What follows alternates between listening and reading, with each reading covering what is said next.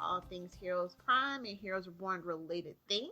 I am Lilith, and joining me from Stopping the Apocalypse is... It's still in denial, Ricky. Hello, how are you? So, up for discussion today, obviously, is the culmination of this little project of ours, episode 113, Project Reborn. It was the finale of the miniseries, and no, it was not canceled. It's just the culmination of a miniseries, people. Yeah. Stop spreading the rumor. Yeah. Okay, so I'll go straight into the synopsis. So, Tommy's powers open the gateway portal. Ren and Emily awaken Otomo and the real Miko. Luke sacrifices himself to absorb the first solar flare. Jose, Micah, and Carlos remove the bullet from Farah.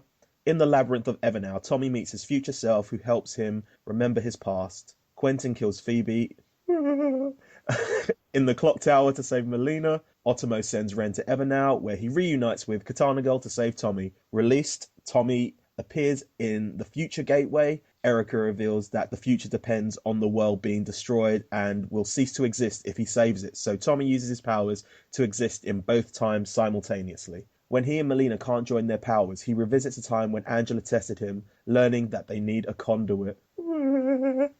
He saves Noah, who sacrifices himself to help his grandchildren, while the other Tommy brings everyone back to the future except Erica. 3 months later, Quentin refuses to reveal the hero's identity. Miko and Ren spar together. Carlos and Farah continue El Vengador's work, and Tommy and Emily live normally. Tommy and Malina receive tarot cards, and Angela says their father is coming and no one can protect them. This time. Yeah. Dun, dun, dun. This episode was directed by John Jones, which of course we got the heads up on from our lovely interview with a certain someone that's coming soon. Yep. And it was written by basically the kings of Heroes universe, Tim Kring and Zach Crayley. Yeah. I really want to tweet at them that I hate them and love them at the same time, but I can't bring myself to do it. I can't do it. You hurt me. Why'd you have to hurt me? I mean, they hurt me on so many levels. Like when I was rewatching it, I didn't realize how bad I should be hurt. Yeah. It just hit me, and I'm like, what? I think after like reading some of the, not reviews, but like reading some of the tweets and stuff like that, I think it makes a lot more sense why it happened. And after, some of our interviews, why what happened made a lot of sense, but it still hurts. Yeah, I'm still butt hurt. Yeah, still in denial. So yeah.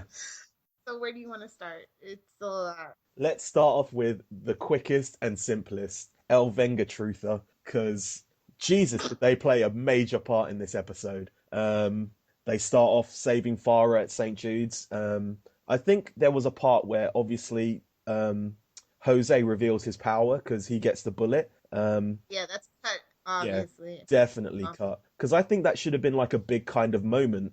But yeah, and then... But didn't I call it? Didn't I tell you that little kid was going to do that? Yeah. And then they save the day by helping all the injured. And I don't know how I feel about the normies. Yeah. And, I don't know if it kind of makes sense, but like he's always been that kind of... Well, El Vengador has always been that kind of hero on the ground. Like if I had to kind of compare him to something in the Marvel universe, it would be the Daredevil. I don't know why I put the in front of that, but yeah. So he doesn't know comic book. Exactly. No, it's because I was meant to say the Daredevil of New York, so that's why. Okay. Yeah, exactly. Yeah, don't try and make me look silly. I do that myself. But yeah, I think El Vengador helping the street level people and just kind of having like a little impact on the grander scheme of things. Like his story has always been about kind of becoming a hero, and that's what he did throughout the course of the journey. He learned to accept the fact that he's this superhero, even though he has no powers, and he in no small part helped, getting Micah out, and that was a big component because without Micah, they wouldn't have probably seen the video all over the place. So yeah. Or the world learned the truth about Erica. Exactly. So yeah. I don't know. Let me just stop though. Like, okay. I just feel like, and I think they probably wanted to do more, but then they decided to put it all in the comic books, which is kind of unfortunate for the people who didn't pick up the comic books, because I finally have all 4 issues that are out right now. Yeah. And they're really good. So it's just like, ooh, if this would have been in the show, people wouldn't have kind of complained about Carlos. Yeah, definitely. There's like, well, when they made the announcements, it was obvious that, HRG was going to be the lead.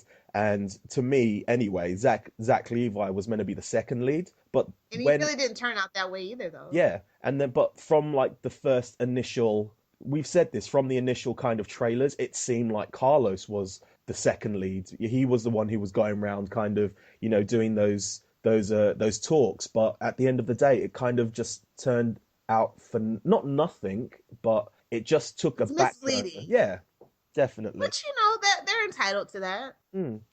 Yeah, I really liked him being the kind of street level kind of hero because he didn't really need to. He's always going to be located to Los Angeles, and that's like his Hell's Kitchen. So yeah. Or he could go the Batman route and just make a bunch of suits for every single person that wants to do good in the city. Exactly. In a major city. All of them with flamethrowers. Yep. El Vengador Inc. Let's do it. Exactly. So, what do you want to go to next? Shall we move on to? Because I've split this into like places. So I've got like Evernow, Gateway Present. I'm assuming we're gonna really kind of save Evernow for kind of the end or something. Maybe. So, okay, so wherever you want to go, I'll roll with you, buddy. Let's go with Gateway Present. So let's just go throughout that whole story. So it starts off with everyone leaving Gateway Present and Phoebe turning up and just being like, "Woe is me," because she got left behind. And I think she kind She's of coming back for me. I know. Quinn's like, "No, bitch." Yeah, no. exactly. So she turns up, and then Team Malina turns up, and Quentin has his little moment of where's Bennett, basically. He says, I was kind of hoping Bennett would end up here too. So, he ships it as well. We're like, you and me both, buddy. Definitely. And then the first solar flare arrives, and Luke, in the first, 5-10 minutes? 7 minutes, first 7 minutes of the show. He gets his redemption by, saving Malina and absorbing all the radiation from the first solar flare. So, yeah. What did you think about his little character arc and how quickly he was taken out? Well, we always knew that Zachary Levi wanted his characters to have a definitive beginning, middle, and end, and no chance of coming back. Mm-hmm. And so I feel like, okay, that was satisfactory for me because I really didn't like the character of Luke. I mean, I love Zach too, and I just didn't resonate with me at all. And I felt like, he couldn't be redeemed, so might as well. I really would have wished now though he would have been the conduit. But, we got a good explanation. I'm still butthurt, but we got a good explanation for it. I think a lot of people wanted him to have a bigger role, but that's basically why they had 2 solar flares. He was the one to take out the first one. Without him taking out the first one, then Malina couldn't save, like the twins couldn't save the world for the second one. So yeah, and it ends up with Quentin kind of taking the role of Luke and being in charge of Malina. And then it's just him having to kind of deal with Phoebe. They take him to hide in the clock tower from the debris, and Phoebe brainwashed, still thinking that Erica's coming back. And then we get Team Frady Cat, the struggle. And I felt for Quentin at this point, because I've said it all the time, like I kind of wanted Phoebe to be redeemed because of how we first met her. But I was struggling while Quentin was, like, whether or not to kind of shoot her, but he makes his own little sacrifice to save the world, and that's killing Phoebe. I was tired of her at this point. It was like when she decided to escape that the last time, and he couldn't get through to her. I knew she was a goner. She was done. Yeah, but it's like the HRG. I'm still in denial about it. I still want her. Why couldn't she be redeemed? But yeah, that's just me. And then that happens, and the second solar flare's on the way. So Malina starts Meanwhile, to, Tommy, yeah, I know, but you're we'll just just, looking at the time like, how are we gonna fit this all in? I don't know. yeah, Malina makes her way out of the clock tower. The Michael Bay-esque explosions Straight, everywhere. straight up Michael Don't Bay's it. look back. Cool people don't look back at explosions. It's really funny as well how like she's just walking in slow motion and then you see like Quentin in the background just looking at his sister. Then the explosion happens and he flinches so much and she's just like cool as a cucumber, just carries on. This should have been like sunglasses. I know, right? At the end. And then yeah, she starts her little shouting at the sky and yeah, she does that for a bit and then Tommy comes to kind of help save the day and they start to share powers and that doesn't Don't look so good. it doesn't look so good. And then, yeah, I guess we'll leave it there while we talk about other things because, you know, that leads to Tommy going back in time, or Nathan, should I say, going back in time. And we'll talk about that. Meanwhile, in the Hall of Evernow. Exactly. Oh, yeah, let's start. Let's go straight to Evernow. So, what did you think of Evernow, like the kind of construct of it? I really quite liked it. I mean, it can be confusing to the casual fan. Like, I know that that's a really huge sticking point, but I do like the way that they kind of executed it for both Tommy and Hero, and it kind of was like, oh, this is what this plot device has been for. I Yeah, like it. It finally like came to fruition what it was actually for, and I was like, oh, this is awesome. This is like something Hero never did, and yeah, I like it. It was like the biggest evolution of that power ever. definitely. So Tommy finds himself trapped in Evernow, and then he gets plugged into the Matrix because of Doctor Octopus Tentacle. Somebody's been talking to Graham. They teleport everyone to the future, and Tommy ends up meeting himself or his future self or Nathan. His past self. Yeah, who knows? But as we go along, we figure out that kind of time starts working differently in Evernow, and if you're gonna think about it that way, then you have to think about it in the kind of Sylar, kind of Peter, the Wall episode. You know, it's Or only Interstellar, yeah, if you're cool. yeah. The Wall. We never talk about that episode. The episode's like 10 minutes long. I know, but still, time works differently. So, you know, he's essentially inside what, a memory prison? A memory palace, Yeah. yes. Oh, oh, Shout out to my Hannibal and my mentalist people. exactly. And he says the words, we can be in two places at once, and that kind of should plant the seed of what's going to happen. And then he has a memory. Like I think, how do they explain it? They explain it that time isn't a straight line; it's a Yeah, circle, which is and not. yeah, and memories are what keep time, what make time like a line or something like that. Well, it's perception, but Yeah, yeah, yeah, in this case for them, memories. I like that they actually kind of went there, but it was kind of like the junk food version of it, but it was really cool. yeah. I really enjoyed it. And then they say, you know, your memories are what makes time, and that makes him start to remember. And this is how we're going to get from Tommy to Nathan without I really thought it was a gonna be the Casper. Haitian though, Yeah, didn't you? I don't know. I really didn't know how. I really didn't even think about it. I just thought that he was going to know what to do. But you know, this what they did was so much better because it Yeah, because starts he did off. it himself. Yeah, He it, rescued himself, and I was just exactly. so proud of him in that moment. And so, you know, he sees the memory of him watching his mother jump, and it's a nice little kind of like they were talking about time as a circle. It's a nice little wrap up to that kind of storyline with, you know, the end of Brave New World in season 4, her jumping off and him seeing it. It kind of closed that little part of his life because, you know, he finally gets to see his mother and he's told his destiny. It's weird because it seems like he was kind of sheltered, whereas Melina was always told, "This is your destiny. This is your destiny." Whereas they Because women waited. are tougher, Yeah. Ricky. Okay. Fair enough. Fair enough.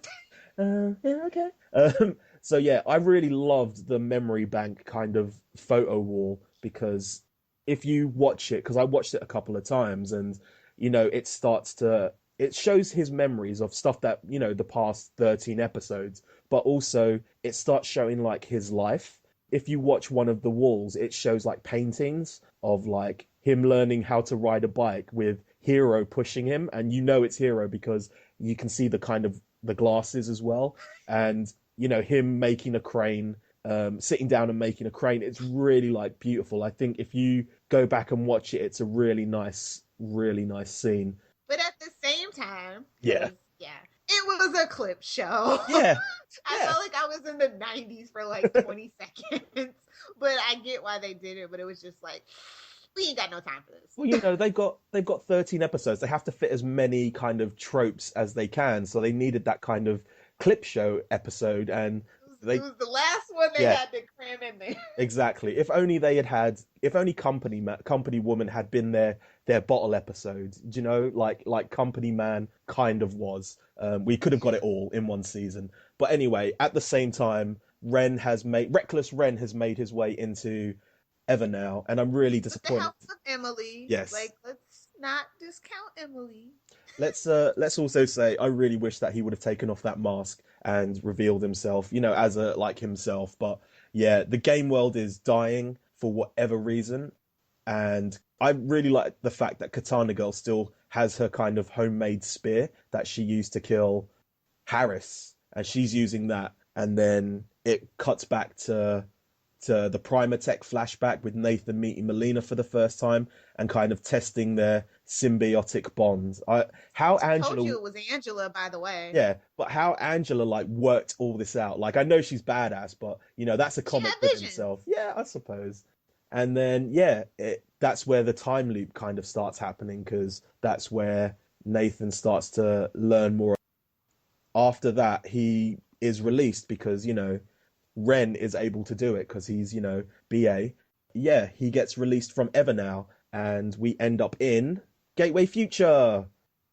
At the beginning of the episode, everyone's teleported to the future, and Renly is searching for Otomo. They kind of start to free Evos, but not because they only free Miko and Otomo. And Because those are the only people we know and I know, care right? about. And then he finds Miko, and he instantly gets Amnesia Zoned. So yeah, we know that. Oh, Ricky. What? It's true. Come on. No, I do not know you, sir. I bite my thumb at you, sir. He looks so hurt, and I was hurt at that precise Like, moment. But it's I knew. real Miko. Why should she know you? I know. Hachiro gets his little kill in on Richard, and Finally. Ugh.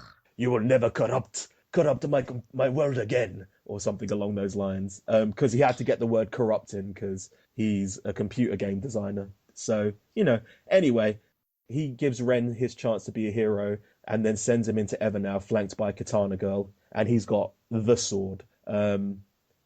Then they bring Tommy back. Tommy's given the Spider-Man choice, basically, isn't he? He's given the Gwen Stacy choice. Do you save the present, or do you save your girlfriend, or do you save like people? And I love it. I really when he split himself into two, or not cloned himself, because a lot of people are saying he cloned himself. He didn't. He existed in Just two. pulled the Evernow. Yeah, Yeah. he existed in two timelines at the same time, which they kind of explained with the whole time isn't linear, it's circular, and they've also like hinted at him being more powerful than Hero ever was. And then you've also got the fact that he was in Evernow for however long it was to perfect his power, like the wall. So yeah, You just keep wanting to remind me of that episode, don't I you? have You to. just want to I keep have to. rubbing that salt in the wound. Well, they're callbacks. They're callbacks, and that's what I'm looking into. But yeah, he starts to. Well, obviously, you're against a time traveler, and there's two of them. One of them disappears, and you fire a gun. I'm sorry, you know what's going to happen. Time You stops. did. Yeah, time stops. He starts teleporting everyone out, and yeah, he ends up cutting the wrist, the Fitbit or the Apple Watch off Erica's wrist, and teleports out. There was a Yatar missing, I feel, but No, I don't think that would have been appropriate, honestly. fair enough. Well, he gives her a little two finger salute, literally a two-finger salute, not the birds, and yeah. Then the future. Because it's 8 o'clock on a Thursday on Exactly. NBC. And then he teleports out and the future disappears. I like the fact that they went back, showed the future, and then it quickly fading to black, because that tells you all you need to know. And it also answers the question of what happened to Caitlin. She did. Yeah. Yeah, or Thank you. Although they did have a little cutaway of where he went back and saved her. Supposedly, I've never found it, but well, supposedly. I'm going with what's canon, and this, I haven't seen it on any of the extras, so yeah, Sorry, season 2 Caitlyn fans, she's dead.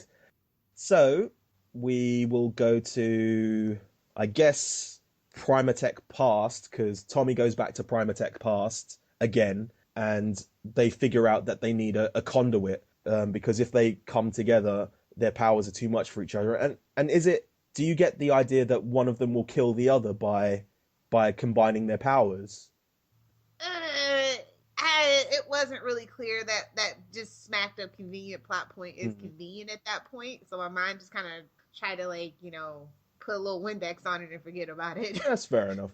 So yeah, and then Nathan goes back in time, picks up Noah, conveniently leaves him at that precise moment to watch what's going to happen, and he starts going into the alternate futures. I think what would have been nice is to see him like do that kind of hero kind of thing from June 13th, part one, where he stands in the room and just teleports out in and out. Because that's essentially what he was doing. He was going into all the other alternate timelines, trying to see what happened, and he found the smallest butterfly was Noah having to take the blast. Noah's watching what happened, and I think at this point, even Angela kind of knows who the conduit is. And do you think that's the thing that she was talking about when she was saying that something bad was going to happen to Malina? No, I think that became a drop plot point actually. I don't know. I think so. Originally, she thought Malina was going to bite the bullet. That's why I thought, at them holding hands, someone was going to die. And then, yeah. But no, that doesn't make sense. Because Dropped plot point, Ricky. I'm trying. Stop Maybe being it's an apologist for once in your damn career, Ricky. maybe it's because Melina loves HRG more than Tommy or slash Nathan, so that's why she I didn't want mean, to tell it's Melina the about it. easy choice. Yeah. So anyway, yeah, let's take this. So Noah was going to die in the storm originally. He was going to get crushed by a car, and that's the reason why Nathan took him, because Noah was the smallest butterfly. So yeah, Because he was dead already. I know. Keep that in your hearts, people. You could have either had Noah killed by a car like a chump, or go out like a hero that he is, saving the world. So yeah, and then takes him back to present day, and we get the family holding Can I hands. just say, I mean, honestly, they keep saying the smallest butterfly, but honestly, there's no such thing as a small butterfly. Like Heroes Reborn, I mean, Heroes Universe has proven that. Mm. It's kind of like Doctor Who. There is a fixed point in time where things can't change. I mean, where there's a will, there's a way, and there are going to be repercussions because he did change the future. So, I Mm. mean, and whether that's addressed if when we get our next miniseries in 2 to 3 years, wishful thinking, maybe question mark. Yes. But yeah, I'm just saying that that's the thing that I've learned about heroes and why they always constantly depower the master of time and space is all that I'm saying. Definitely. So food for thought. Yeah. And yeah, Noah sacrifices himself to the world. I think everyone was exactly the same. Like, when did you realize that it was going to be Noah? Like soon as he started going back in time, and I was like, oh crap. Yeah. Like once that conduit was revealed, Yeah. I was just like, the dude was dead, and I'm like, no, no, Yeah. no. I refuse to believe it until the very end where they show Yeah. him exploding into the blue light, and I'm still like, maybe. But at least the scientist who was the conduit originally, he died straight away. At least Noah got his parting words, and Noah was always going to get his parting words, because even though he's a human, he's still quite badass. Like, he took on Sylar all those times and survived. So yeah. No, no, no. You know what it is? He was secretly an Evo, and his power was subtle power absorption. So all that time from being around Claire, that's science. Fair enough. Yeah, and yeah, 3 months later, There's an epilogue, yeah, bitches. Quentin is in God. Quentin's in jail, or at least being processed for Oh, jail. that orange jumpsuit. Yeah, it suits him. Come on, Oh, with the hair, it no, suits orange him. doesn't go with gingers. And we get a return of Cole Cutler. Cole Cutler's back in the house, and he's He questioning. survived. I know, right? Oh, He's the worst. he's questioning Quentin and asking Quentin to reveal who the Evos are. So even though Evos kind of saved the world, they're still kind of hated by society, I guess, or at least. Well, no, I because they were like, wait, they don't want anything. I'm like, well, Yeah, other than be left alone and to destroy your little stupid system. yeah, I mean, honestly, they earned it, but there's still bad evils out there. So maybe not. That's the thing. yeah. And then we start getting little pieces of people. Miko and Ren are together with Hachiro obviously giving his blessing. Carlos is upgrading his suit and fighting crime, and Jose obviously wants to join. Jose's the new Alfred Yeah, until well, he's the Robin, but he doesn't get to be in the field just yet. yeah. Nathan and Emily are just being ordinary, working at the ice cream parlor, and Lynette makes an appearance, approving of them. No, I'm joking. Melina's working at Union Wells. Working, yeah. Melina's, yeah, she's working. Undercover. It's 23 Yeah, Jump Street. Melina's at school. Also, you see Brad kind of saving people from fires because everyone wanted to know what happened to him. He did. He did. He's not dead. He died in Carbondale, dude. And the Yeah. earthquakes and Okay. he's dead. And then two tarot cards are left. One says I Gemili and one says Il Destructore, which are both Latin or Italian, I believe. And I looked it up and it means twins destroyer.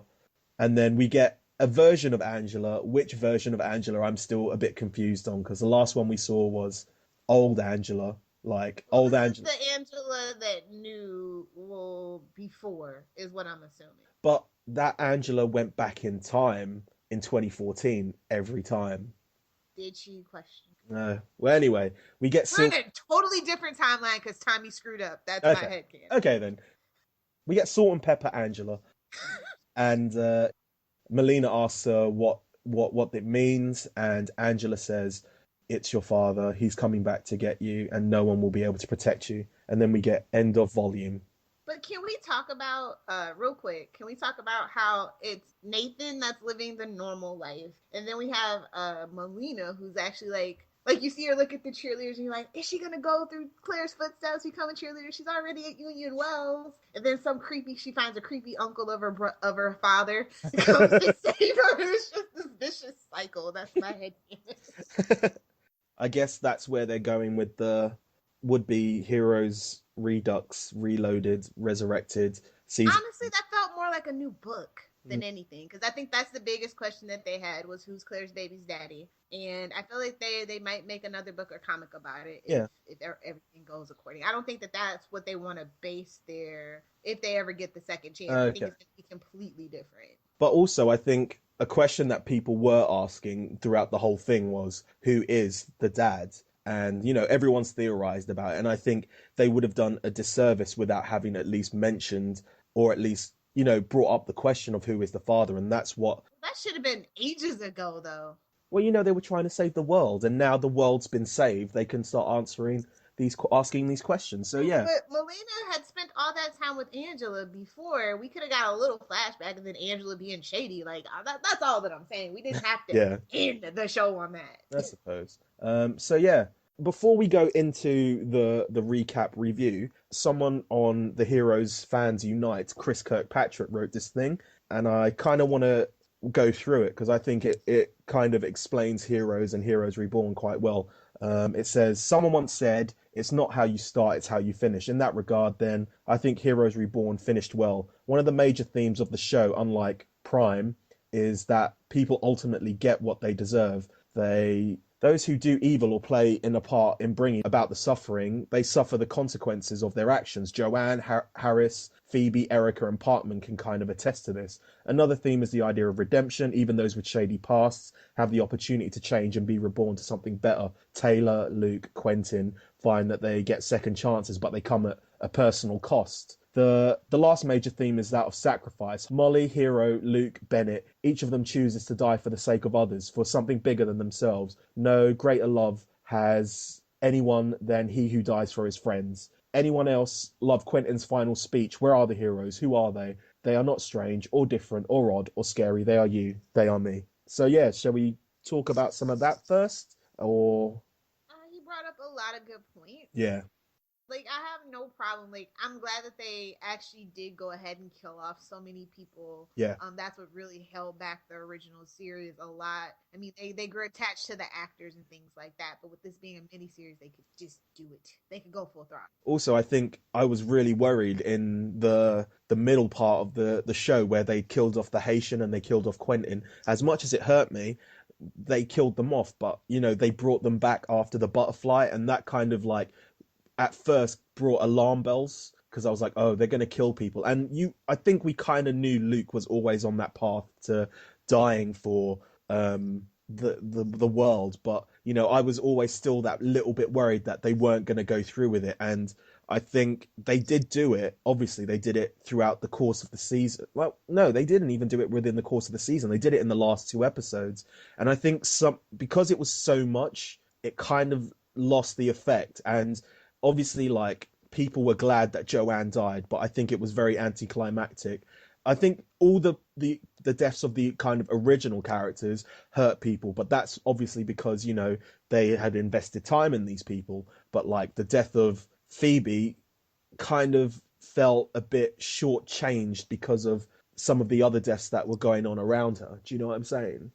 No, I think that one next to Bennett actually hurt me the most, honestly. But a lot of people didn't watch the prequel webisode, so I feel like that should have definitely been like required viewing and should have aired or something Yeah. as a special right before Heroes premiered. I think is the mistake they made. So I like the things that he brings up about sacrifice and redemption and like karma basically, because they hinted at those things, but they kind of just didn't go through with it for some of the characters. They only really did it for most of the characters, where in the original show, whereas in this one everyone kind of had a definitive kind of arc. Well, most people had a definitive kind of arc, no matter how short it was. So let's just go into the recap.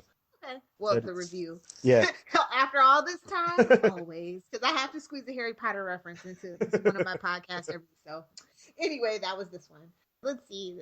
Who or what was the MVP of this episode in your opinion? Tommy. I'm sorry. I know HRG died, but I'm going straight up with Tommy. He was the best character in my eyes in this episode because we finally got the culmination of Nathan. Unlike, kind of Future Hero and Hero, which took like 4 seasons and 5 seasons and 10 years to kind of culminate to. We got this within the course of one season. So yeah, I think he's quite a good. I think because of his like family ties, he's quite a good kind of person to come back for in a possible season coming up. It's just whether or not he can, they can get him. But yeah, you didn't sound too. No, I mean, most valuable player, definitely it is Nathan, but it differs from my favorite character. Obviously, I think it was Quentin, my favorite character. Oh yeah. He's gonna carry on in HRG's legacy. Yeah. That's my headcanon, and that's what basically they were telling us. Yeah, definitely. With his monologue, so I'm okay with that. Yeah. I think that the legacy of HRG is in really good hands, and it just, I mean, he's lost everything, so that's all he has now is the truth and keeping that truth safe. And it's kind of funny how like even though Heroes Prime was always about these kind of people hiding from a world that kind of doesn't know about them, and in Heroes Reborn everyone knows about them and they're still kind of hiding, and he's still kind of a throwback to hiding people because he's not going to give up these people, and he'll go to jail for these people because he believes in what they've done in saving the world. So yeah, and it also harks back to that well-known saying, extraordinary people doing ordinary things from season 1, which I remember so vividly but no one else does, and that's how they kind of ended the show. All these people who just kind of saved the world, kind of just being ordinary, working at an ice cream parlor. You mean the Burnt Toast Diner? Yeah, with ice cream now, with ice cream, with more ice cream. Yeah, and Lynette just in the background busying away. Oh, okay. So what was your favorite scene? Or what did you think was the best scene? I mean, I think, in my personal opinion, it's always going to be two things. Best and favorite are never the same thing for me. So. Okay, so there's a couple of scenes that obviously I wanna bring up. So I'll just go with these are my best and my favorite because they stick out to me. And I'm gonna go with the the memory wall, I thought that was an absolutely beautiful scene, and I think Robbie Kay did very well in that. The kind of the looks on his face at seeing all these memories come back and them going back into his head, the tears. Another scene is Noah's kind of little arc from knowing what he has to do and actually doing it. And if you think about it, it's a nice little circle for him. Like he comes full circle at the beginning of the show. He's devastated because he couldn't save his daughter, and here he gets the chance to save his grandchildren, and that's why he did what he did. So those are the two scenes that I'm going to go with. How about you? I think the best scene is when we get the explanation about the conduit and we see Nathan take HRG back and he's watching. Yeah. I think that's the best scene. Hmm. My favorite scene is when Quentin kills Phoebe. It's like, okay, he's committed to the greater good. This is his sacrifice. He's back on the right track, and that's what I wanted for Quentin. Even though he turned heel to baby face, like constantly, this was like the final act. He has nothing left but the truth, and it was just like really painful to watch because obviously we're Team Frady Cat here. It was something that I really wasn't expecting. I was really expecting Phoebe to be redeemed. Yeah. So they threw me for a loop, and that's always good. Another thing to kind of think about is apart from the initial reveal of him talking to Erica Kravitz, the whole way through of him being bad, he wasn't bad. He was always just there with his sister, and he was always trying to kind of stop her from doing what she was doing. So in my eyes, apart from the reveal, he was pretty much from then he was that kind of morally grey kind of character. He was that Noah kind of character. He was doing quote unquote bad things because of his sister. So yeah, I'll go with that. What else do we have? Lines. I had a hard time choosing. I don't have any lines. I like explanations. So like, the whole Tommy talking to himself. I can't remember it, but that was a really good kind of, time is a circle. And memories are timeless. That was a nice line. And you've got to talk about Quentin's Mohinder speech at the end. It was absolutely great, and I think it was the perfect way to kind of end the show. Yeah, how about you? Do you have anything that springs to mind? Oh yeah, I definitely do. There's got to be another way. You two have a destiny. This is mine. It's time to save the world. Tommy and Noah, obviously. And then Noah's last words, I'm so proud of. So proud. Like, it's something that you feel like he wanted to say to Claire, but her kids kind of brought it round again for him to be proud. And you know what I mean? Yeah, definitely. And I guess, is there anything else apart from the grades? Oh yeah, moments. We have moments, sweetie. Oh. I always forgot the moments. Some of my favorite moments are Ren and Emily sneaking around trying to save Tommy. I love when Tommy slices off Erica's Fitbit slash Apple Watch. I love that he actually figures it out, and because he was kind of a dope the whole season for the most part, because they handicapped him because, well, he's the master time. It's very much like his adopted dad. He's just a bit of a dope. So yeah. But they never really fixed that, and they actually fixed it with this case, and I just loved it. And of course, Ren and Miko. Yeah. At the end with Hachiro looking off in the distance. Tommy being in two places at the same time, that reveal kind of just blew my mind because I never thought about it in that kind of way. And it kind of goes against time travel theory in the fact that, you should never really see your past or present or future self. There's actually plenty of precedent theory for refuting that. That's just for science fiction, like, writing. But the way that they explained it in the show really kind of made it work. So I was fine with it. So yeah. Yeah. Quantum entanglements and whatnot. Grade? Ooh, this is tough. Let's go with 2 grades. Let's go with your head grade and your heart grade. Let's go with that. Okay. My head grade, on a technical scale, it was everything that I could have wanted. Lots of stuff exploding. They were using powers. They didn't close the door. We got an exploding man. Yeah. I'm gonna go with the heart. Heart grade is an A. Head grade is like a B minus. It was just something that just didn't sit right with me at the end of the day, I guess. I think it was probably the ending because it kind of technically left it open ended. I think we should have just closed it with Quentin's monologue. Yeah. Well, yeah. And because House of M, every single member of House of M is dead. How dare you?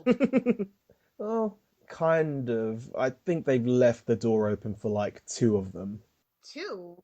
No, nobody, no confirmed. So Mahinda and Parkman. Nah, they did, dude. They did. No, fair enough. Sunil's got way too much stuff going on in his life to ever come back. I'm just saying. Yeah, I think, it's really weird because I'm the one who's kind of like, yeah, about House of M. You're the one who's totally into them, and you're just like, no, they're dead. And I'm like, they could be alive. Come on. So, yeah, I think should we talk about, like, just before I go into my grade, but like bringing the old characters back, and all the old characters who came back were I thought, very good.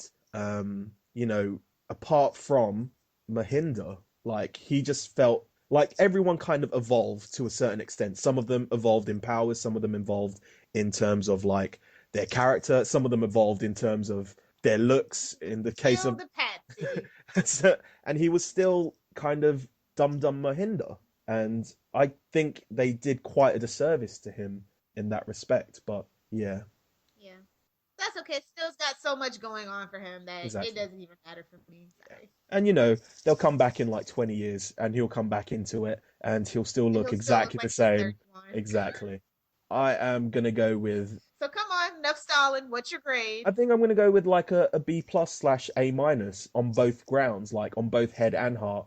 I really did enjoy the finale, and the only thing that kind of brought it down for me was the ending, in the fact that we got a tease to another show, which, to me, even though, it's been explained to me, Heroes Reborn ended at this point and we're teasing the next part, that still doesn't fly to me. To me, a definitive beginning, middle, and end is just that. It ends and it ends. Do you know what I'm saying? I'll just tell you how I told one of our recent interviewees. You should have just left it with end of volume to be continued question Yeah, mark. that would have been fine. Yeah, definitely. But also, I think we kind of got into this with our interview, but how do you feel about that kind of ending? Because to me, Heroes Prime ended with something that you could spin off in so many directions. Like, you could go to the world. Obviously, they're not going to go to the world like loving heroes, but they could go into that. They could go into like a school. They could go into this. They can go into what they went But into for Heroes Reborn. this is what I beg to disagree with you about that, though. They did leave it so many Splinter Cells. Every Yeah. single little ending that they showed us, every little vignette could have been another thing. We could have had Heroes on the Ground with Farrah, Carlos, and Lucius. We could have had the twins going to find their father. We could have had Quentin taking up HRG's mission. All these things. So it just because it ended technically on the twins, they still showed us all these other things that we could see from another installment. But for me, like, the guys like VengaTruthers just felt like, they were just They that's got shortchanged. yeah, they got shortchanged, but also, they're just carrying on what they do. There is a story there, but they were pushing this kind of twin storyline in the face. So, that's obviously, it seems very singular to me. It feels like this is where they're going to go for, if there was a second season. Like, I know you said they may just do that in books and do something completely different, but that's where it feels like it's going to go. And they kind of limited themselves in that respect, because obviously, if you're going to go with the father route, then you have to get at least, It's Star Wars. They ended on yeah, Star Wars. yeah. But you have to get Danica and Robbie back. And let's be honest, like, I don't know how likely it would be for them to kind of come back, because I think Robbie really enjoyed himself, but I think, the camaraderie of everything, and, with not HRG coming back and stuff like that. And Yeah, Danica, they really shot themselves with that one. yeah, That's all. Let's just be honest. Seriously, they shot themselves in the foot with that. He was the only, literally, he's the only reason that, and all the old characters, and they've killed off almost all the old characters mm, that I care about. So it's just like, I hope you guys sustain enough new viewers, which, yeah. according to ratings, not so much. I'm just saying. So I don't know. You're kind of right about that. Mm. Them kind of writing themselves into a corner with that, but But it says it on you could always go back and fix it and stop Claire from jumping off the Ferris wheel. I'm so glad they didn't do that. yeah. Oh, so But glad. let me just pull a quote from Tim's Twitter. in his bio says, trying to save the world while writing my way out of a corner. If anyone can do it, Tim will attempt Then it. they'd have to go back though, and we're just so far gone from that. It Yeah. would be so disappointing to do it. You know what I mean? Okay. Yeah. But yeah, so I guess that's it for it. So I can go over Easter eggs now, or do you want to carry on talking a little bit about that? Yeah, we can do Easter eggs inside the eclipse. Easter eggs, we obviously have Union Wells, we have Brave New World, which is mentioned. I put season 1 painting of the exploding man, which, if you listen to our interview in a couple of days, maybe a week's time, you'll realize I was 50% right. Of course, I had to bring up quote unquote the wall because, you know, it's a hark back to the kind of the wall episode, which you love so much. Tommy's memory We both bank. hated it, Ricky. Don't you dare try to throw me under the bus. Tommy's memory bank is a nice little homage to like just everything from this season. You've got obviously the Easter egg to Claire Bennett. You've got the Ninth Wonders on that wall. You've got the teleportation flower shows up. You've got Hero's sword with Ren. I didn't pick this up until like I watched the memory bank, but they show a picture of Hero with the dinosaur, and then he looks around and he sees himself playing with a dinosaur, which I thought was a nice little thing, which I didn't even pick up. Do you two ever get the feeling that you were meant to do something extraordinary? Oh, that gave the feels, all the feels, not gonna lie. And it felt so good coming from what we know is what we knew was a Petrelli. Like when Tommy said it the first time, we had no clue. We just thought it was a nice little Easter egg. But yeah. Should have known. But we said he was Peter. We were so damn close. And then old Primatech and the levels. So yeah, that's what I've got. World building. Obviously, Tommy's explanation about Evernow, time isn't a line, memories make it into a circle, and memories exist in Evernow, blah, blah, blah. Though they kind of built that world. I don't have any theory crafting because obviously there's nothing to theory craft apart from burning questions, which is what, and I think is the appropriate thing to start off with, word to start off with, but what is the father? Because, you know, I've seen a lot of people like making claims about who it's going to be. We've got the Sami who claim it's, you know, it's Sylar, which you're welcome to your opinion. In my opinion, I can't see it happening. We did get an actual rape on screen though, bro. Mm. I'm just saying. But we also got the death of someone who raped someone on screen. Okay, finally we could just cut his head off. I'm good with it. Sylar needs to be stopped. And also a lot of people are saying, well, you know, those tarot cards are very carnival-esque. So some people are saying Samuel. No, definitely not. Oh, the Nepper and Claire. Oh, I know. But then they also are saying the fact that Sylar was part of the carnival for a bit. So yeah, there's for like that. 2 seconds. Get out of here. Yeah. So and then my other burning question was the new Angela, but you know, I guess we'll never know because we'll just have to kind of whatever it is, theory craft that. So yeah. I guess we can go into feedback. So Bennett Twinnitz first brings up something in bold letters on Joanne's death. So I just wanted to bring this up because I don't know how I feel about it either, but I know a lot of people really don't like Joanne. I also feel that that it's more than she kills Evos because one of our fan favorites was Sylar. I mean, I know Sylar totally didn't kill anyone throughout the entire series, and definitely not for vengeance, especially not Arthur Petrelli. If my sarcasm wasn't apparent, I need you to reread the sentence with the most sarcasm you can muster. So yeah, I'm not going to do that. But yeah, she says she's been Team Joanne from the start, and I think that she could have been she could have had an amazing redemption arc. I know literally 95% of the fans hated her, but I think that's because she was both trigger happy and, well, a woman. And one-dimensional as hell. Yeah. She could have been this wonderful character with so much death, and they just burnt her alive. Her death wasn't what she deserved. If I accidentally blinked or checked my phone, I would have missed it, and for so many political reasons, I don't want to harp on it. It was just the wrong death, mostly for man pain. Ooh. And she puts in bold letters, it was too much like Simone's death. I'm just salty about Joanne dying. I've started to kind of, not, this is me, obviously, but like thinking about the whole Joanne kind of thing. And I really love the underdog. And the fact that everyone hates her makes me not want to argue with people about it, but just like, well, why do you hate Joanne? And if they can't list any other reasons, then she kills Evos and just that, then I don't think they have a claim because they're just Joseph Sarconi deserves so much more than Joanne. That character was so one-dimensional, one note, Mhm. kill, kill, kill. I mean, even like the her supposed love of her life, her son, she didn't seem like she got along with them, and she didn't really seem like she got along with Luke either. Like they just didn't flesh the two of them together as a married couple out, and it was just like even when we met Dennis, it was just Mm, like I don't believe this. That's just what it boils down to. I fair, didn't believe it. fair enough. Next up, we have at Shannon Fox, who said, "Awful, so bad, so disappointing." I think that's obviously because of a Luke-related thing, but we'll talk to her about that later on. Joe Farayon, I hope I pronounced that right. He said, "So beautiful, so majestic, the way the world is saved." Angel Poo 12, love the name, says, "Boy, it was something else. Luke sacrificed himself in the first wave, whilst Noah sacrificed himself in the second wave. That was hard.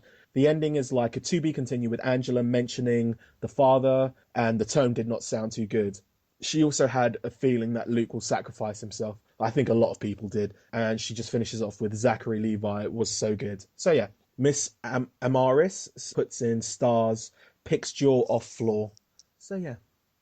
Next up, I have BB8 and Ray, who says, "I'm still speechless. I can't believe Reborn is over. The finale was absolutely amazing. I loved it so much. I don't think I'll ever be able to get over Noah. Thank you guys for all the work you've done with the podcast. I really love listening to them after each episode." Well, thank you. And I don't think we'll ever get over Noah dying either, will we? I'm gonna always be butthurt. Mm, Even though explanation is beautiful and it's elegant, I still hate it. yeah. FD underscore reborn says, "Any next hero's incarnation needs to have Tim Kring as an idea man slash consultant only. Give someone else a shot at the helm." And then he also says Heroes 1 is the greatest. He basically brings it down. So this is his rankings for the entire series. Hero Season 1, Hero Season 4, Heroes Season 3B, Season 2, Heroes Reborn, and Heroes Season 3A. So yeah. Yikes! Yeah, I don't know. How would you rank the kind of seasons? Oh no, you're not gonna put me on the spot. I have to think. You know what? That's a good question for one of our roundtable Yeah, questions. we'll do that. But I would, Stay tuned. for me, for me personally, I'd probably put Heroes Reborn in the middle. It didn't offend me too much, but it wasn't. But I can see that it had problems. But also, I think if I had to do this, I would split season one into a couple of Oh yeah, volumes. I don't think I could say which season. Tim said is what he Yeah, wanted to do. and I don't think season one, everyone who claims season one is the best season of Heroes ever, just do me a Until the favor. break. Yeah, do me a favor. Go back and watch the whole season back to back and come back and tell me that it's the best season. Because if you were bored with, if you had gripes with Heroes Reborn being like laggy in the middle, then don't talk to me about Heroes season one being the best season ever. Sorry, rant over. And we've also talked about Kring being the ideas man consultant early only. I think you said it last week. It's Tim's idea. I don't think anyone should be taking it away from him. But Yeah. how do you feel about co-showrunners and giving Zach Crayley the book? Oh, absolutely. I think that Zach Crayley, he had, well, in as we found out through a lot of these interviews with a lot of these writers, he has like personal Yeah. relationships with people, and they know his vision and they're fans of the original show, and those are the people that I Mm. wouldn't trust. Yeah.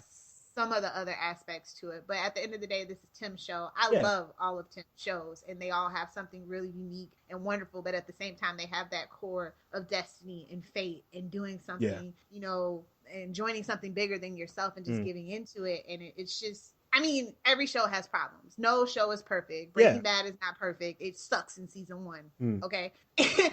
So there's no perfect show. So, either you love the characters and you can deal with the flaws of the world that's presented to you, or you don't and you stop watching, I guess, is all that I can say. And also, I think another idea to bring into it is the guy the other writer we interviewed who will be you guys will listen to in a week or so, but he seemed to have that very kind of similar thing to Zach. He was very invested in the show, and he seemed to come with a lot of knowledge, and he handled it with a lot of love, which I really appreciated. So yeah. Next up, we have Two Sides One Coin, who says, I think they still managed to slip a cliffhanger into that quote unquote definitive ending. So yeah, thanks for that. Uh, yeah, thanks very much for that. Oh, sorry, I forgot to say FD_Reborn also brought up, in my opinion, the best episodes were Game Over, the June 13th episodes, and Send in the Clone. Watching the finale now, very disappointed there's no Mahinda voiceover. Very unhappy with Luke's ultimate destiny. Killing him like that is some villain's level kind of bad writing.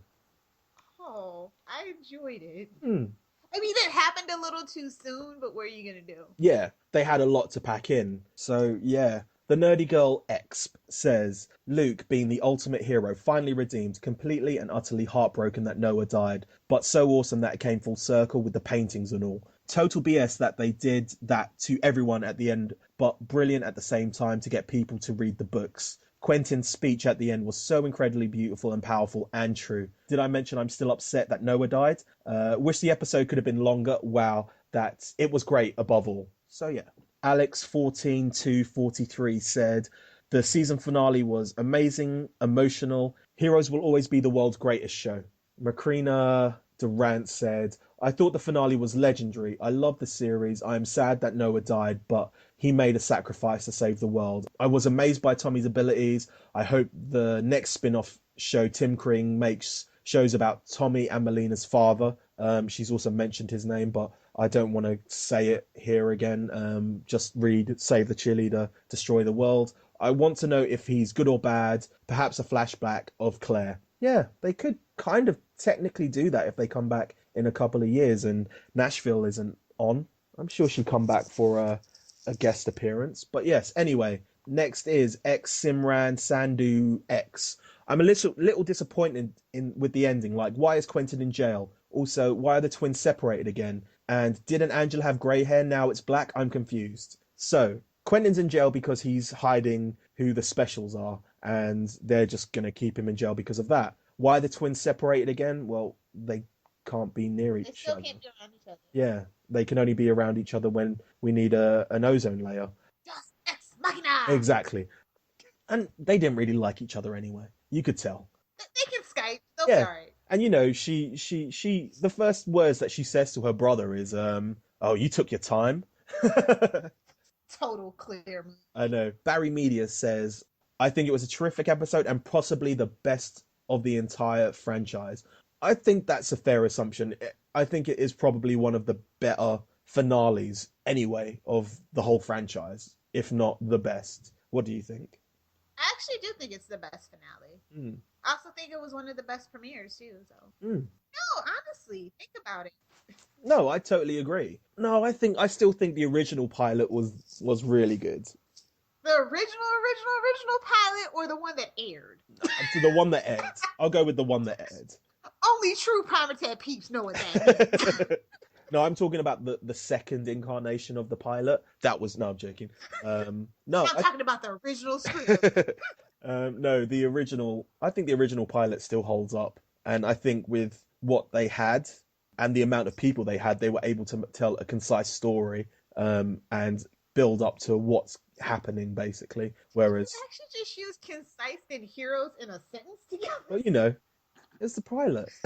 Anyway, English Idiot 101. That finale was so epic and brilliant end to the season. I was on the edge of my seat watching, seeing it unfold. Tommy's power got so cool and him and Malina together were amazing. It's so sad that Bennett had to sacrifice himself and that Luke did it for the first wave. It did make me wonder what happened to Matt, Taylor, and Haitian and Hero's fate were never revealed. Also, who's the father? I need to know. I hope Kring has... Read the book! Exactly. I hope Kring has something to reveal all of this.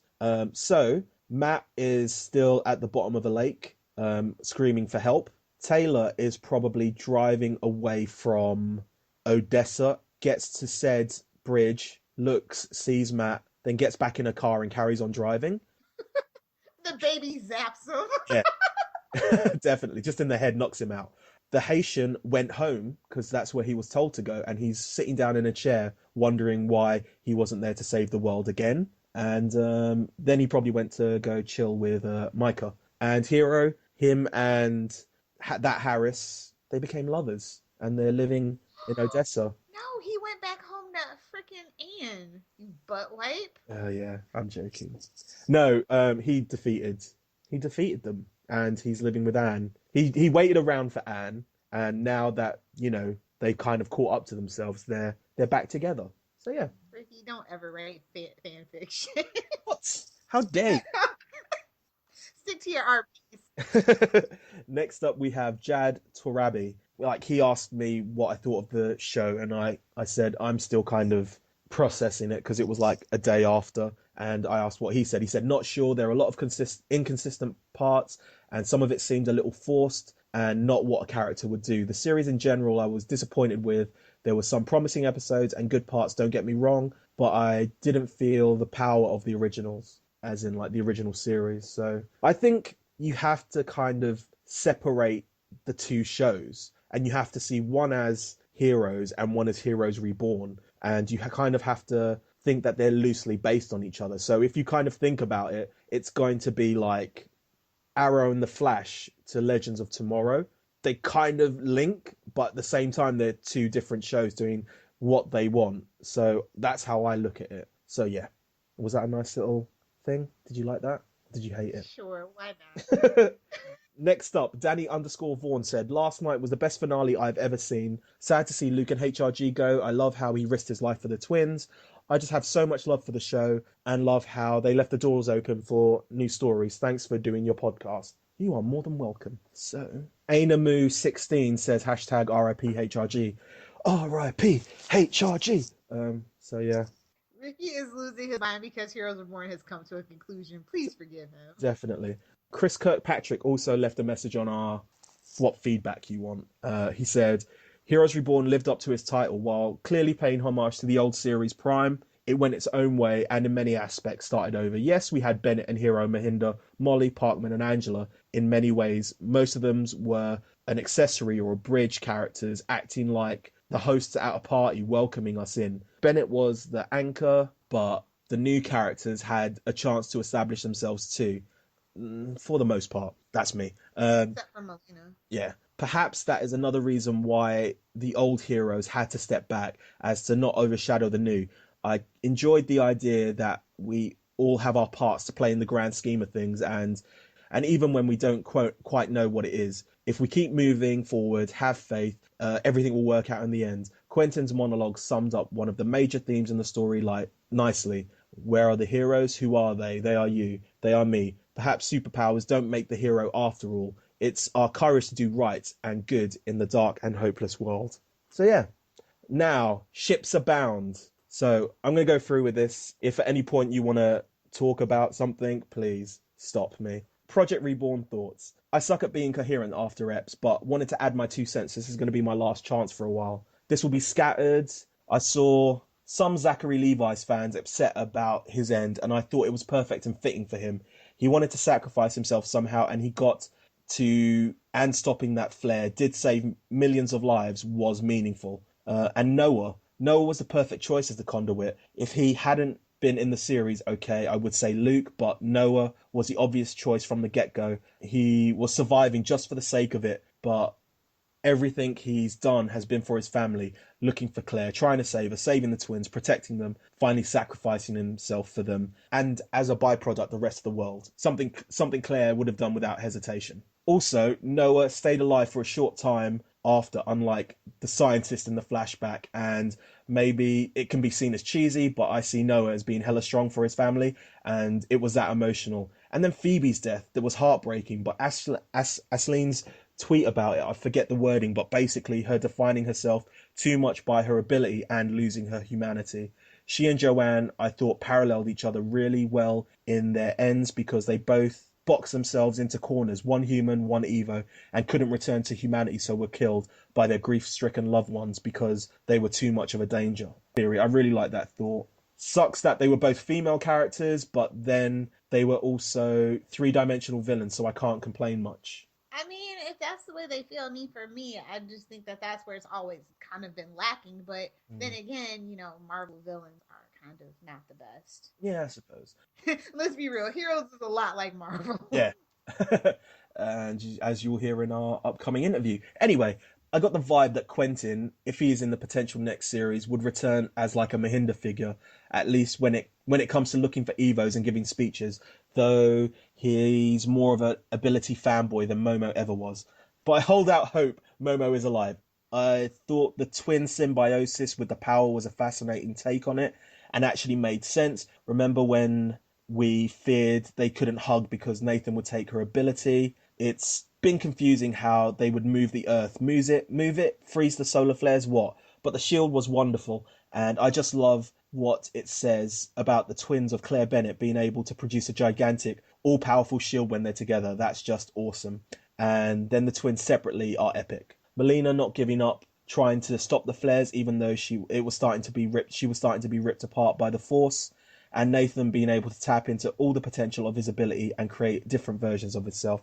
I love how the knowledge of these abilities are expanding, and it still felt entirely possible and real to me. What did you think about the twins, like Wonder Twins power? Bruh. That's the only thing I can say. What they actually did, I was like, we got for real Wonder Twins. Their powers are straight up activating. No freaking way. Oh my god, my boyfriend was so confused. He's like, wait, what? I was like, oh, give me till the commercial. I'll explain. It kind of works that way with the previous twins, because, no, I'm not even going to bring up the previous twins, so yeah. Don't you dare bring up Maya. But yeah, it's something that, something from Marvel that I always saw. And, if we're going to get into kind of mutant Evo stuff. And Quicksilver?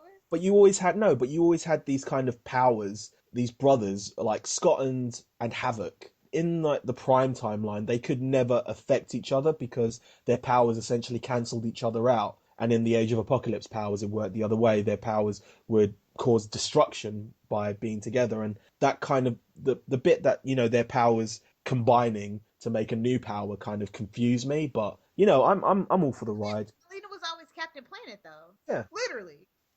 Mm. So, did you guys not get that over there? Yeah, we got Captain Planet. Okay. With heart, because I remember that kid always said it really weird. Anyway, the flashback scenes were dynamic in this ep too. Once again, Renee knew everything. A great callback. It was sad that at the end Noah saw him again, but only in the past, and didn't know that he lives. But oh well. Angela at the very end looked younger. Makes me wonder if Angela has since been in contact with a healer or got an injection of regenerator blood. But whatever the explanation is, I'm not complaining. Yeah, because, you need more Angela in the next season anyway. Malina going to school where Claire did is bittersweet. Who wants to bet she insisted on that to Angela? There are so many good semi-parallels, homages, though. I don't know where to begin. Like Noah sacrificing memories for the twins, then his life for the twins.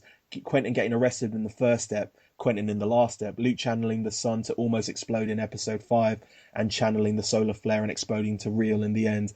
Miko by herself first, Miko with her family last. Carlos finding Oscar alone in the underground in the first step, and the underground filled with Carlos and his family in the last step. Taylor betraying Molly for her mother, Taylor betraying her mother for herself, her Evo baby. Another callback was Nathan's time as a circle from Hero Season 1. Erica's end was perfectly fitting and also left Nathan without his hands covered in blood. She just got the Caitlyn treatment.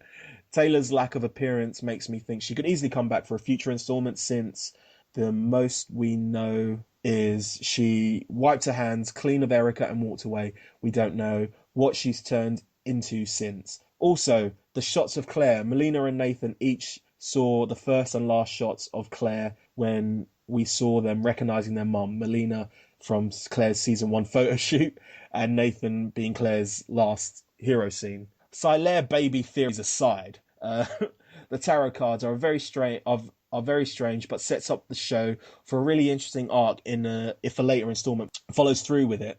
Talked with Miss Cognito, or Bennett Twinnets, about the tarots a lot last night, and we had star symbolism under the stars. Can you not, Kring? Some kind of building between the two figures, but closer to Malina in the background. The numbers burned off at the bottom, and they were unique cards with that linen papyrus touched up with new paint. The Gemini and Destroyer are not original, but both echo the classics of the Lovers and the Devil. Also, the sun is both in the same spot, and the Destroyer blocks it out with an eclipse. But from them, I'm inclined to think either Carnival throwback vibes or someone from the past vibe, which personally would be interesting since we just went freaking 7,000 plus years into the future, but it will probably be the Carnival throwback. So yeah. I would love a throwback to the carnival, actually, Yeah, just to I get think Robert back. yeah. He gets out of oh no, you got to read the book about more Yeah, about him. you gotta read the books. We're not gonna spoil it, although we did already spoil it. Go back and listen to our podcast Yeah. about the books. Yeah. Now it's really makes sense why Malina didn't know about Malina's father because the book's explanation isn't meant to be much of an explanation or a truth at all. Back to the Taylor thing, I feel like another character that could easily come back for cameos and such at least is Micah. We agree. Yeah. I get the feeling he's immediately back to his old hero truth, a rebel, helping people out of the way, helping people out ways, of course, and that the Gutierrez family are now more than just his contacts. It would be great to see Dahlia and potentially Cassandra make cameos in things in the future after the games that have come out. Oh wait, have you? Yeah, have you got a chance to play the game yet? No, I'm gonna do that whenever you stop booking interviews. Or you could just watch, just watch walkthroughs like I did. No, I could never. Another parallel, kind of, is Nathan being sat down by Anne and being told he was adopted, to Claire being sat down by Noah, being telling him that she was adopted. I'm missing things, probably a lot. I'm emotional, so I'll end it there. A double plus finale. I can live with the pain Reborn has inflicted on me. That's what alternative timelines and fanfic are for. Damn straight. And we'll tune in for any potential future additions. Apologies for the word vomit. No problem. It's always good to get someone's opinion. And we've been chatting on the Twitters for a long time, and this is the first time that you've left a comment, and it's good that you went through the whole thing. So yeah, thank you very much, Ships Abound. So next up, we can talk about Vox Heroica left a statement of Tim's. I just want to read it to you. It says, I want to sincerely thank all of our fantastic Heroes Reborn's fans for watching our latest volume. Our entire team here couldn't be more thrilled that you are finally going to get to see the series finale tonight, the biggest episode ever in the Heroes saga to date. I said from the beginning that Heroes Reborn would be 13 episodes long with a beginning, middle, and end. There's no definitive in there. So anyway. Ricky made it up. I know word has been circulating that Heroes Reborn has been cancelled, but I want to assure you that tonight's finale is exactly the ending we have planned from the very beginning. I also stated that if there was going to be more story, it wouldn't be part of the Heroes Reborn, but rather some future volume with a brand new story. Let me just clearly say for the record, the Heroes universe is designed to be large and multi-platformed. Heroes Reborn, now alone, has 6 novellas, a series of comic books from Titan Publishing, our 2 new games, Gemini and Enigma. You can get those on tablet and Xbox. Yep. I think you will see that tonight's final episode clearly leaves the door open for us to tell more stories within our Heroes saga. We would be honoured if you could come along for the ride with us when we do. Until then, I want to offer my heartfelt gratitude to many of the fans of Heroes and Heroes Reborn for your loyal and unwavering support. Stay tuned, there is more to come. Tim Kring. Wood. So yeah, it's not cancelled, guys. Get over it. So it's time to talk about Inside the Eclipse. Shall we talk about the ratings first, or shall we do that afterwards? We can do the ratings first. It held steady. It had a 1.0 in the demo. Yay. 3,830,000 viewers. That's not bad. I think NBC are like claiming that the figures more around about 7 million consistently, including like +3s and +7s and the website and all that and the app. So take that with a pinch of salt or whatever you want. So yeah, I guess. I mean, good for them for watching on the site like we told them to, but honestly, they make it so annoying to do it. Yeah. Yeah, I'm understanding that a lot of the studio networks are wanting to just have an app where you can just literally live stream it when it's live and stuff. And it's like, I know the CW's is going to be like $3 a month or something. And honestly, I'm here for it as long as I don't have to deal with those damn commercials. Fair enough. So, Inside the Eclipse, it's mainly talking to Zach and Tim. So I'll cut back and forth between them, which is really good. I'm glad Zach's got, they've given Zach the ball because they left him for like most of the kind of extra auxiliary content in the previous one, and this one they kind of gave him the ball and he ran with it because he gave us Dark Matters and he gave us the co-written finale. So yeah. Anyway, he starts off by saying, it's a 13 episode season, so you have to start paying everything off. Tim talks about Zach's character being designed for this kind of redemption story, and you can kind of see that from the beginning. Zach Levi actually says he couldn't name another character that he's seen, like he's read for or anything like that goes through that kind of journey of, he calls it prosecutor to redeemer. And Tim says, the flare kind of makes him think about, he was saved, and absorbing the flare is kind of his reasoning, like that's why he was saved, that's why he has to do it. And it leaves Quentin stepping in HRG's shoes as protector of Malina, but obviously that puts him at odds with Phoebe, who's, his whole journey has been like to find his sister and to protect his sister. So yeah, uh, if you watch it, Henry does a great like analogy about, he compares like his acting with Phoebe to his own sister. So he says whenever he's acting with Ashlyn, he's always imagining his own sister, and he says, told his sister to watch her back if she ever became a supervillain. I loved it. Like, I literally laughed out loud when that happened. It was great. But yeah, Tim says he's always seen the show as a way to tell stories in all kinds of different ways. I think they're showing a picture of like Evernow at that point. So, that's why, and all kinds of time frames. So, and then the guy who plays Hachiro, I can't remember his name. His real name's Hero, right? Oh yeah, his real name is Hero. Sorry.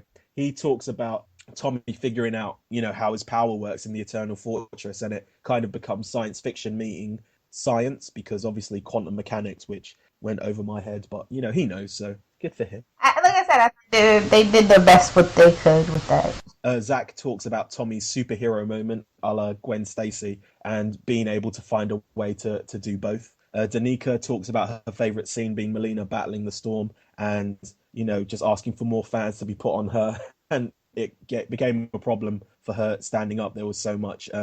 Zach talks about how Melina's kind of been training for this her whole life, and she's remembered everything. She never got her memory erased after Primatech. So yeah, it's a bittersweet moment because the prophecy has to kind of be achieved. And Robbie talks about Tommy getting to like only starting to get to really know his grandfather, but he sees that there's no other option to HRG.